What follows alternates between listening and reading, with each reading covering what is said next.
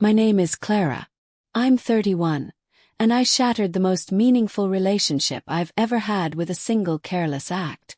If I could rewind just 5 seconds, not a day or an hour, I'd take back the laugh that escaped when he asked me a question that carried his soul. That laugh cost me everything. Here's how it unfolded.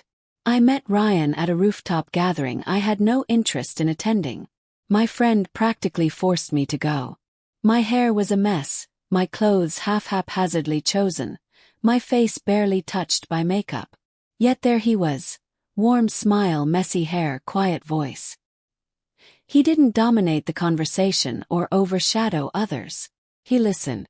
For someone like me, accustomed to men who only cared about their own narratives, that felt like a treasure, safe, genuine. We began texting the next morning. Coffee dates turned into dinners. Dinners into weekends. Weekends into keeping toothbrushes at each other's apartments. It wasn't a whirlwind romance. It felt like discovering something I'd been searching for all along. Ryan didn't play games. He was punctual, remembered my odd food allergies, crafted playlists for my drives, and sent voice notes when I was feeling low. He wasn't perfect, but he was kind, and that was more than enough.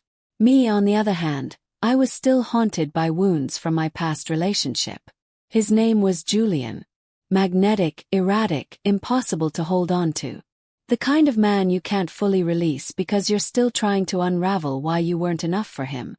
Julian never committed. He kept me chasing his approval, his attention, his love. I knew he was wrong for me, but a part of me still saw him as the one who got away. Even as Ryan built a life with me, I'd secretly check Julian's Instagram, dwell on old memories, and grow distant when certain songs played. Ryan must have noticed. The way I'd pause when we discussed the future. The way I'd stiffen when he brought up moving in together. He never pressured me or demanded answers. He just stayed. Then came the night that changed it all. We were on the couch eating takeout, half watching a movie I didn't care about. Ryan turned to me, hesitant, almost timid, and asked, "Do you think you'd have loved me if Julian had stayed?" The question struck me like lightning. Not just the words, but the way he said them, soft, as if he already dreaded the answer but needed me to prove him wrong. And I laughed. Not cruelly, not loudly. Just a nervous, awkward reflex, because the truth was tangled in guilt and shame. His expression shifted. The warmth vanished. His gaze drifted away. In that moment, I realized he had been carrying that question for months, waiting for me to choose him over a man who hadn't reached out in years. And instead of giving him the answer he deserved, I laughed. "You didn't answer," he said, his voice barely audible. I didn't. I called him foolish, tried to brush it off with a kiss, but something in him closed off. He didn't mention it again, didn't ask for reassurance. He just started fading. Texts arrived later, plans fell through. His eyes no longer lit up when I entered the room. I saw it, of course I did, but instead of owning my mistake, I turned it on him. I got defensive, accused him of withdrawing, demanded to know why he wasn't trying harder. I made him feel like he was the one letting go. Until he finally said it. "I waited for you to choose me. You never did." That was the last thing he said before he left. No yelling, no drama, just silence. He placed his key on the table, shut the door, and was gone. I sat there, staring at the empty space where his shoes once sat, wondering how I'd lost something so essential, something I didn't even realize I needed until it was gone.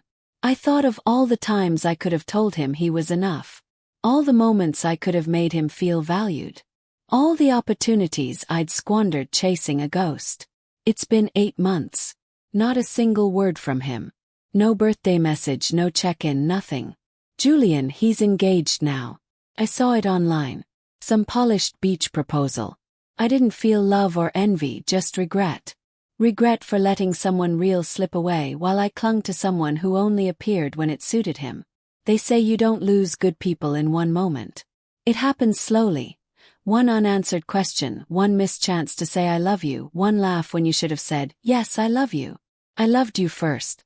I love you still." Now I scroll through old texts, rewatch blurry videos of us cooking dinner, sleep on one side of the bed, and wonder if he's moved on. He probably has. Good men don't wait forever. And women like me, we don't always realize we had everything until it's walking out the door, asking one final time if we ever truly loved them.